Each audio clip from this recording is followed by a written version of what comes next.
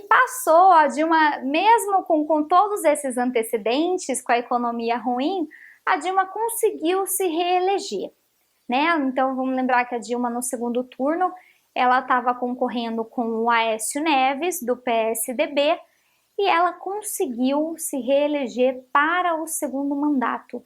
E quando que ela entrou? 1º de janeiro de 2015, 2 meses depois, protesto. Mas aí, o que aconteceu, né? A gente tem que lembrar que essa história que eu contei da política dos preços, de congelamento dos preços administrados, acontece logo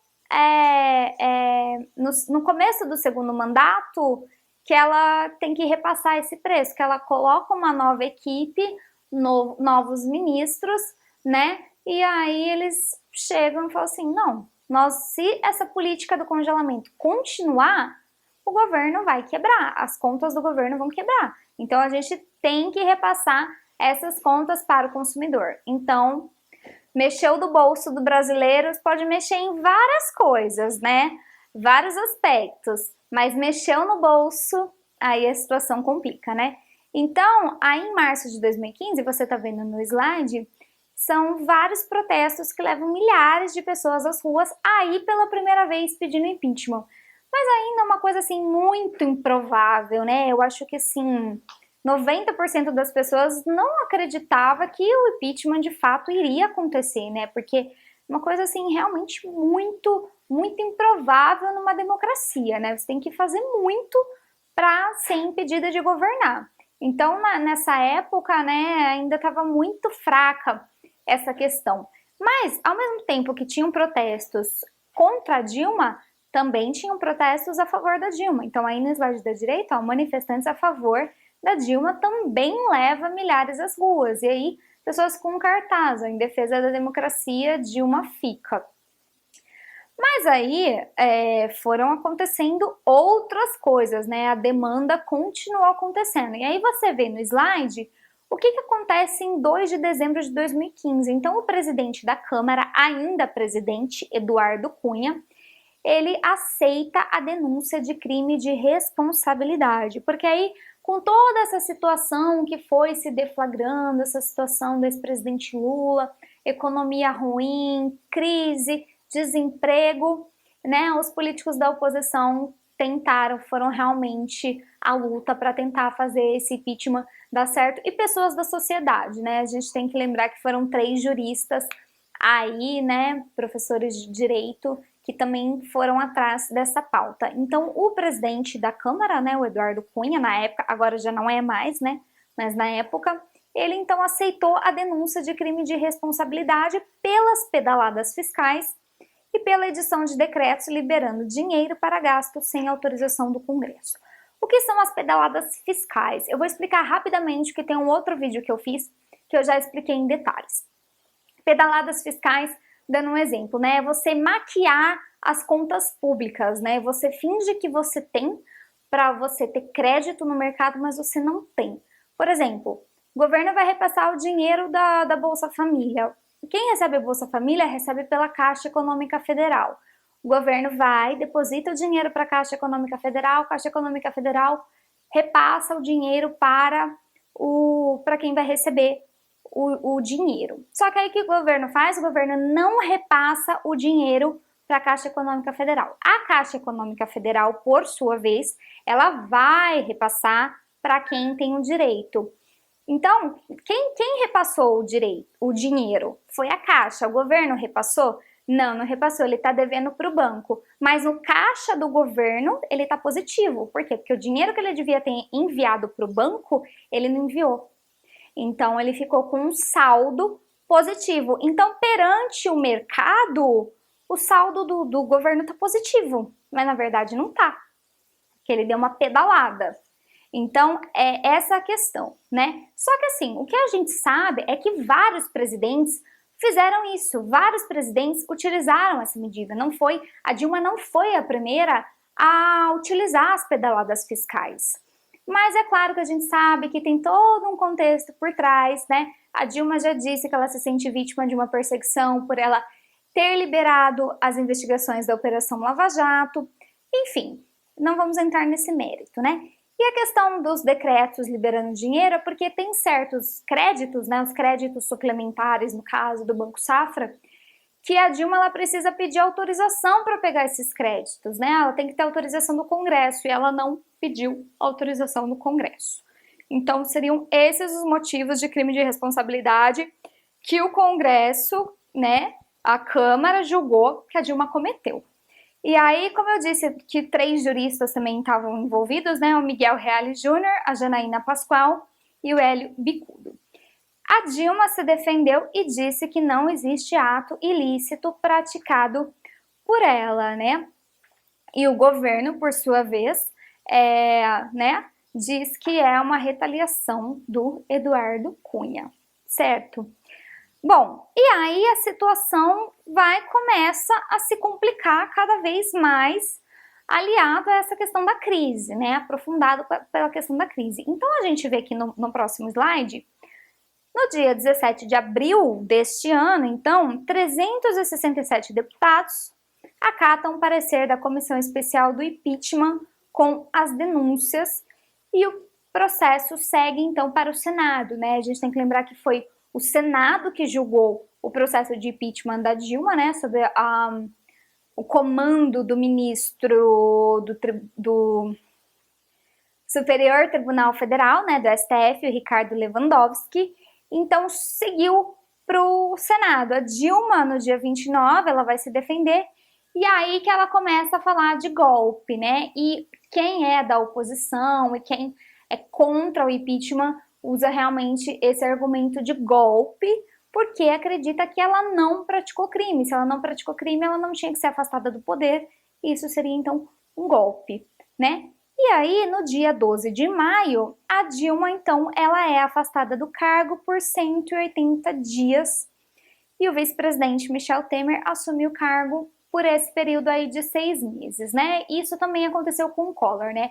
Antes do processo ser decidido, né, em definitivo, há esse afastamento provisório de 6 meses, até que seja decidido, né, o processo por definitivo, né? Então foram 3 meses aí, né, intensos de debates, até que, passando para o próximo slide, no dia 10/8, 59 dos 81 senadores aprovaram o relatório do senador Antônio Anastasia, do PSDB. Então lembre desse nome, que de repente pode ser que em algum concurso apareça, né?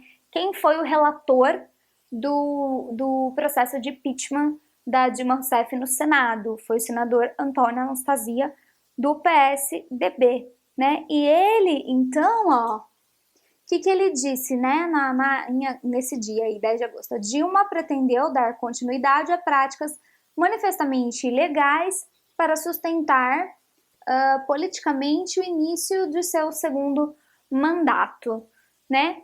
E então, passando aí, no dia 25/8, finalmente, começa então o julgamento da Dilma no Senado.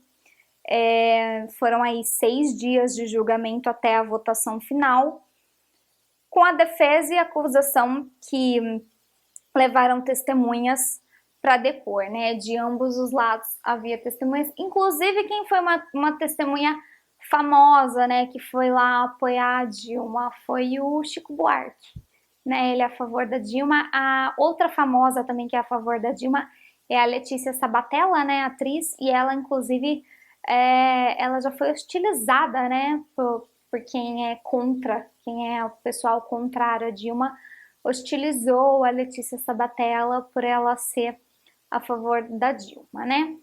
E aí, então, finalmente, no dia 31, né, depois de 6 dias, saiu o impeachment. O impeachment é consolidado, você está vendo aí no slide, foram 54 votos favoráveis ao impeachment e 27 votos contrários. Aí lembra que eu falei que no impeachment da Dilma a gente teve algum ponto diferente do que aconteceu com o Collor? Então, porque o Collor, ele perdeu o poder político dele, né, o poder de participação na vida pública por 8 anos. A Dilma não. O PT, ele ainda tentou ser favorável a Dilma, pedindo a um ministro que se fizesse 2 votações. Uma pela perda do mandato como presidente do Brasil e outra com a perda dos poderes políticos. E o ministro acatou. Né, o que é, sim, meio contraditório, eu acho, da situação, né? Porque você perde um, não perde outro, enfim, você sai da presidência, mas você ainda pode ter um cargo de poder, uma situação meio confusa, né? Mas no direito, realmente, eu acho o direito um pouco confuso por causa dessas brechas na lei, né, que o pessoal costuma falar. Eu não entendo muito de direito, mas algumas coisas a gente acompanha, né, até mesmo pelas notícias. Então, ele concedeu essa votação em duas partes e a Dilma, ela perdeu o cargo como presidente, mas ela não perdeu os poderes políticos dela pelos próximos anos. Então, ela está apta, então, a continuar na vida pública, porque foram 42 votos para ela a favor da Dilma, para ela continuar na vida pública, e 36 para ela perder os poderes políticos nesses 8 anos. Então, essa foi a situação. É claro que a Dilma, ela não aceitou, mas ela foi de cabeça erguida, ela compareceu à sessão do julgamento dela, ela depois ela se pronunciou, ela disse novamente que isso é um golpe. Enfim, ela também foi tentar já reaver o mandato dela, né, politicamente, mas não conseguiu.